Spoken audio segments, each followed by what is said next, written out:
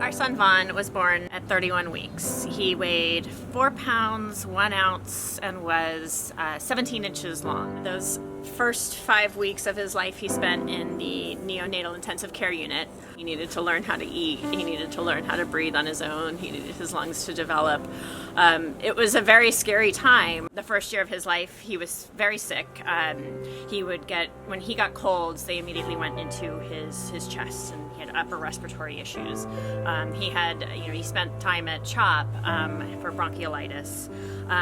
And then he also had developmental delays, physical, speech, occupational therapy. For a couple of years he had all 3 therapists on a weekly basis working with him. But he eventually got it. You look at him, he goes to preschool 5 days a week. He plays with all the kids. He plays with his sister. He runs around. He's constantly jumping and just being a crazy typical 4-year-old. You couldn't tell now by looking at him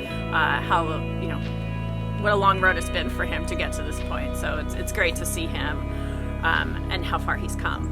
My company, I work for NRG, and every year they do a very big fundraising for the March of Dimes. They've been doing it for years. I was tapped because every year they select an ambassador family to kind of represent, the reason why we support the March of Dimes. They knew my story about Vaughn, and they asked if I would come and present at the kickoff meeting. So while I was researching and thinking about what I was going to say in my speech, I was looking into the March of Dimes, and I saw that the March of Dimes was a significant contributor in the research and funding for surfactant therapy. When my son was born, the next day, my doctor came into my room and he said, "Allison, surfactant therapy. Surfactant therapy is the reason babies like Vaughn survive.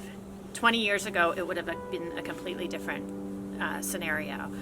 And so when I saw that, the light bulb went off in my head. I had been wanting to get involved with an organization, wanted to give back for what I knew was a gift I was given, that Vaughn had fared so well despite being 9 weeks early. I knew I was very fortunate. So when I was asked to be a part of the March of Dimes and saw their connection and their contribution to what I believe saved my son's life, it was a no-brainer for me. Without the March of Dimes, I don't know where we'd be